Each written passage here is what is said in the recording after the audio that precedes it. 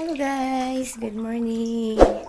So, thank you Lord at pinatapos pa talaga kami sa paglalaba. Kasi ngayong araw ay burn out po siya. Sabi nila ay 5 AM hanggang 6 AM po ng mamayang gabi. Pero ngayon 6 AM pa lang ay meron pang ilaw. So, naka-washing pa kami ni Kuya. Nagising kasi kami ni Kuya 4:45 na. So, kala ko talaga, baka may extension lang na 1 oras. So, at least, natapos kami mag-washing. At ngayon, magluluto din ako ng aming para sa BYOP namin doon sa church. Kasi every third Sunday, meron po kaming BYOP. So, doon po kami magtanghalian. So, ayan, binigyan kami ng maaga ni Mama ng humba. Kasi nagluto siya. So, thank you, Ma. Ayan, marami pa kaming mga kalat-kalat dito sa bahay. Ito naman yung itlog na isasalang ni Dante para dito sa incubator. So, ito 3, 6, 9, 13. So, 13 pa lang to. Yung sa ref lang to namin kinuha. Tapos, mayroon pa doon sa paitluganan namin. Kukunin pa namin yun para maisalang din namin dito. Para maisabay namin. So, yung aming last na kinuha dito ay 3 lang talaga yung nag-hatch ba. So, 3 lang yung sisil namin sa batch na yun. So, okay lang.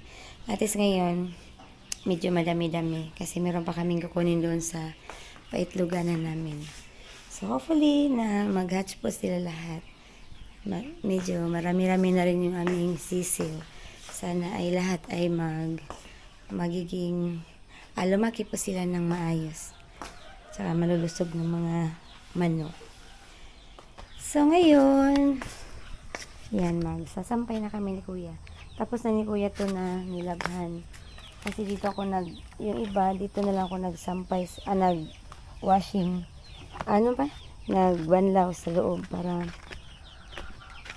okay na na daya? Kato na dito, halayan na to pa. Halayan na itong sino. Nag-down na lang ka.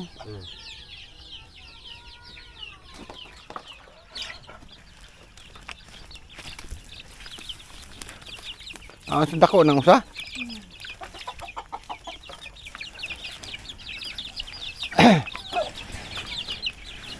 Kapag ka naigitay ka din nga.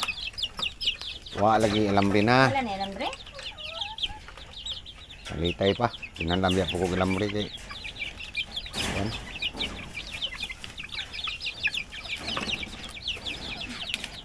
Inana kadakaon ta ang pila nang inana ma. Nga nilagyan na siya? Dili uy. Ayaw diha. Saan? Kuan ni tagkos pa. Na. Tara. Tara uy. Yan nakabot sila. Sorry po, dadag ko ng mga liog. Ito yung routine namin guys, araw-araw. Ano man siya? Uy, mura man siya, nangita pa rin siya. Pagkaon, ano may pagkaon? Isa. Ipatong kayo na ito. Kanya ko ito naman doon. Ay, ayaw na ma. Asko ka na ma. For damitan nga, mula pa ituan. Bili ambil itong pagkaon kay mukulit naman na sila kayo. Hmm. Nya, imo na ibitay na diya. Oo. Tuwan ka nang dito ka.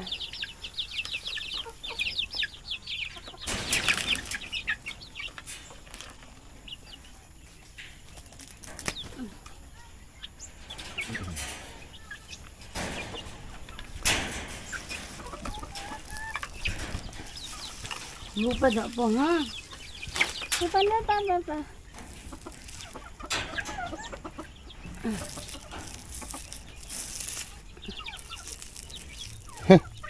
Mubo. Ari na lang sa. Wait lang. Alas na anan lang na Ug na nagklaro nga kuan. Ano na sandang?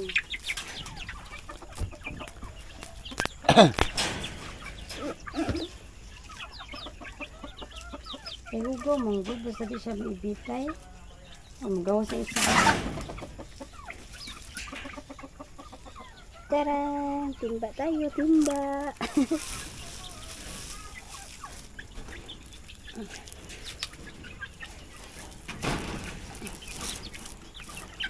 Ano? Hmm.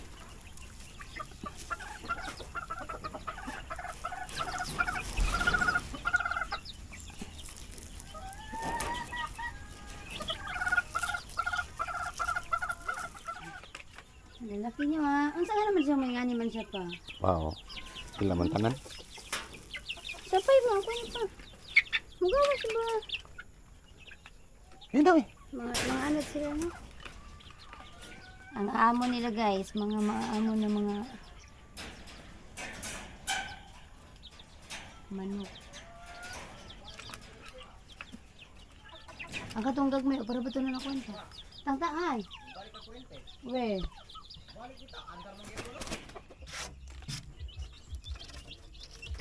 Yung aming isisin na 3 lang. Sige, kain kayo dyan.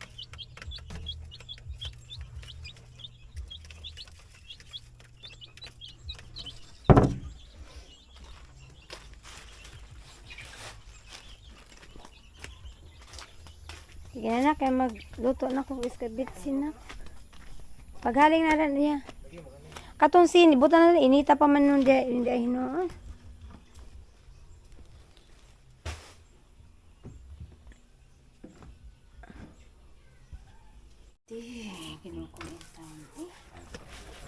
Sabi ko kanina guys, iskabitse, pero sabi ni Dante, paksiw na lang daw.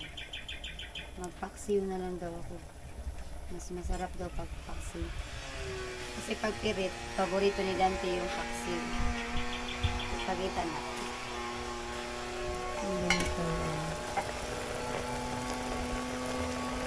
Maksaya to sa kanin guys. Ang ganitong luto na paksiw. So ito na lang yung babaunin namin sa simbahan. Yung iba magdadala naman ng ibang mga ulam. Yung amin paksiw na pirit. So yan, magsaing na naman ako kasi tapos na to guys. So sinaing na naman yung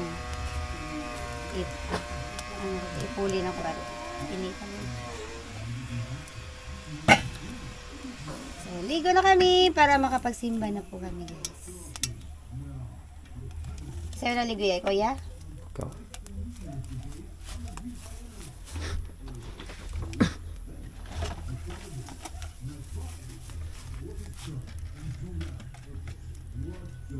Ay, ikaw tanong ka rin. Maligo ako. Boy.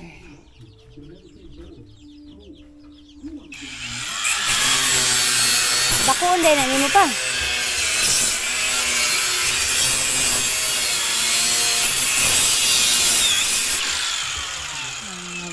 Maglagay siya ng pintuan para doon yung pagkain ng manok at saka tubig.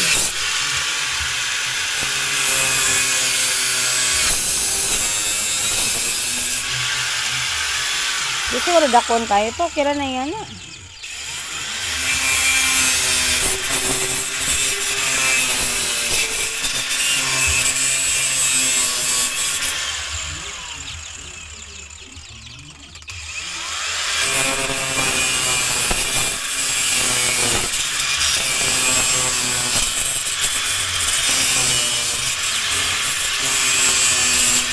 Kada ibutangan na pa.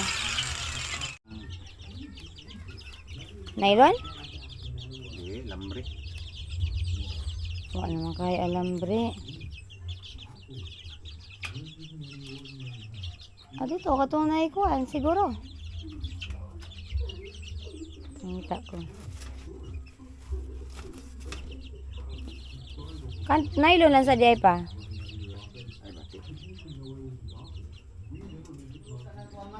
Unsa man? Na naman ko diri. So ito guys, ito yung aming dadalhin doon sa simbahan. Paksiw na tulingan at rice. So, yan si Kuya Moises, oh. Polong-polo. Tarong ano? Okay. Ikompormahan man ni sila. Magpolo daw sila ni Kuya.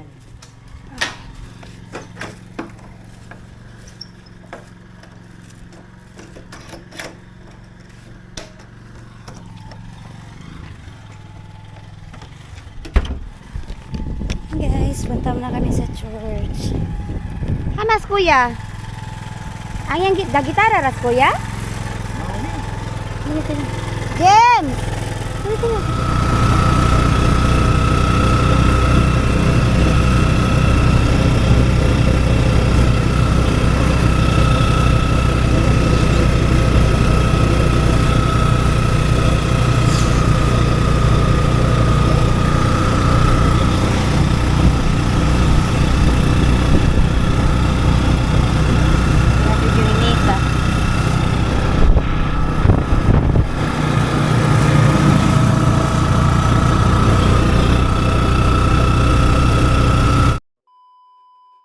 Dili na tungod kay gusto na ako nga pagmaya mas natapunan ba? Naabot siguro gihapon na siya, pero mas natapunan siya sa percentage. Sa ako ang nakikikahadlokan, gawak kung di nyo na ako ipadayo yung pagsimba, aning time ba, tungod kay na ako'y lain mo ka na schedule, nga para po na ako importante po doon ta, Sa kanang kayo, ulan kalan, ug pagatiman, imo ang tanan, ikaw ang pasalamatan. Amen. Kain na. Dito kami magtanghalian pag every third Sunday. So, BYUP po kami ngayon kasi third Sunday po. Kain tayo guys. Ay, may bibi na si Hana oh.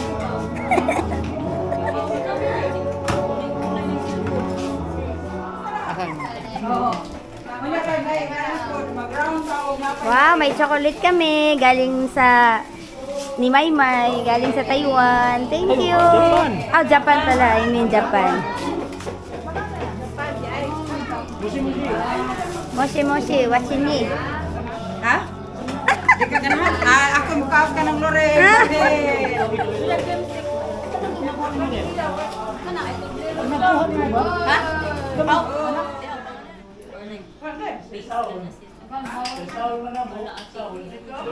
Wow, may soft drinks.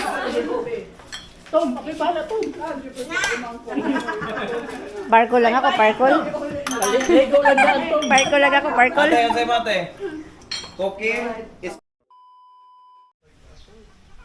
So ngayon guys, nandito kami sa baylan ni Kuya Alan. Nag-visitation po kami. Bibisitahin namin sila ni Ate Luz.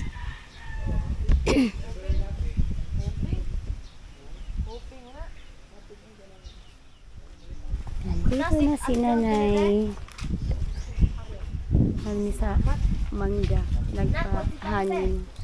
Nagpahangin muna kami dito guys. Ay si Nanay. Si Nanay. Sige Nay.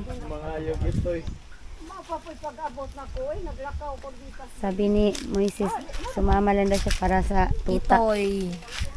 Tuta. Mga itoy. Magpastor ka na? Di. Oh, pabugnaw sa Taderepas. Okay, bugnaw kayo. Ano? Mga mag-itar pas. Itoy. Itoy ko na yan. Itoy mga ito. Replacement ni Nemo. Nani mo, replacement. Na, yeah, mamatay lagi hapon. Di, oy, di na jud mamatay kay na-learn lesson na. Sino naman dai po? Na, sino mamatay man po ya. Ano? Sagdan na. Yaw, oh, magati. Chi! Nanaling atong nailorin. Tama na rin. Na-learn lesson. Lesson learned. Uy, mga nagyo. Dahil na kay manood na tas balay ni Ate Luz. Asa tayo, anak tabay na tilus ma? Hmm. Ayos. Timing nga eh. Ha? Yan, sama ni Paz. Um, What mga can anak you pala say? to. What can you say about the dog? Nangunok no. Ang baboy. Ang baboy mo yan. Saan na diha nang? Uliga? Kumusta man ka, Los? Hi, ate. Namisita dyan I minimulok. miss you. How ang jug? Magpalandong sa Diyos Katilos. Amo na ni Bi? Replacement ni Nemo? Nemo? Binangga na ba ito nila? Sus, grabe kung nilakay na mo itong... Grabe kung nilakay na mong Nemo pagkamatay. Dada ng bangko ninyo, re. Sa uban pang mga buluhaton.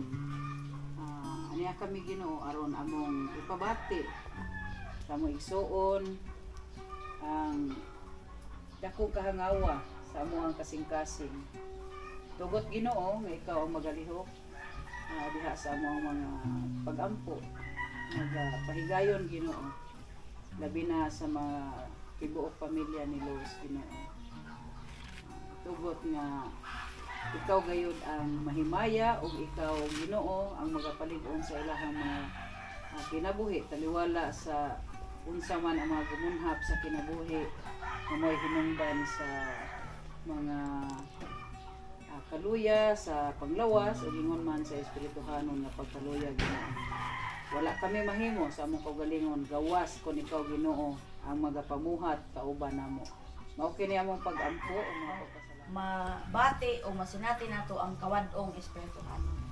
So kung moabot ang nga punto nga nata sa kawadong espirituhanon, kung mopabati ang mga tag-usa, makigdayong sa kawadong espirituhanon, ma-survive nato ang kalisod sa atong espirituhanon bahin.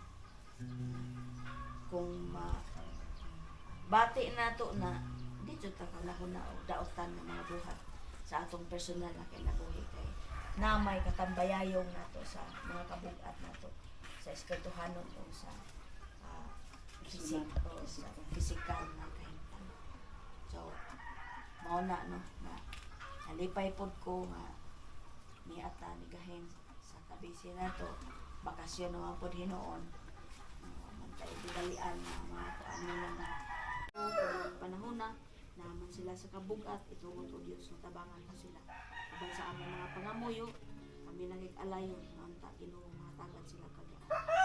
Sa unod, dako kayong among kalipay o pag-celebrate ang kami mga kahiyo sa pagbalik niya sa mga pagpangalagad ng kakalagad. Mining among panahon, aside kami nga nagtubang kami daghan ng mga hagit sa kinabuhi. Tugot o Diyos, matag-usa ka namo, lupunon mo ang among mga kalag o Espiritu Santo aron na makahimo kami sa pagdasdas nga ligtas sokol batok sa mga pagsulay o mga tentasyon. Mas mahimo pa kami nga maisugon pa nga maningkamot nga madasigon gayud kami sa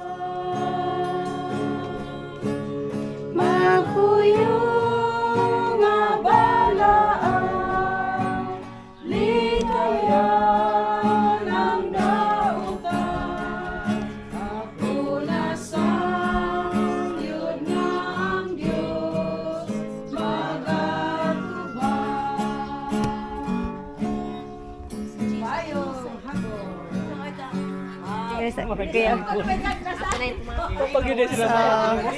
yan guys, tapos na kami dito mag-visitation sa bahay ni Ate Luz. Thank you at nandito din naman si Ate Luz. Si Kuya Alan ay wala. Thank you Nanay Lori sa pagsama din sa Uy. Bisa Nalangalan puso sa pag-alagad magapadayon si Jesus atong sondo dili kita niya biya manluluwas nagingon kitang tanan iyang panahon nato sa balay langit nun balipayon ang Kristohan sa Laga, nagapadayon, kay si Jesus atong sundo. Dili siya niya, ang manluluwas na gingon. Itang tanan, iyang padadon, langit nun. Yay! Pauwi na kami. Bye guys. Thank you, Ate Luz.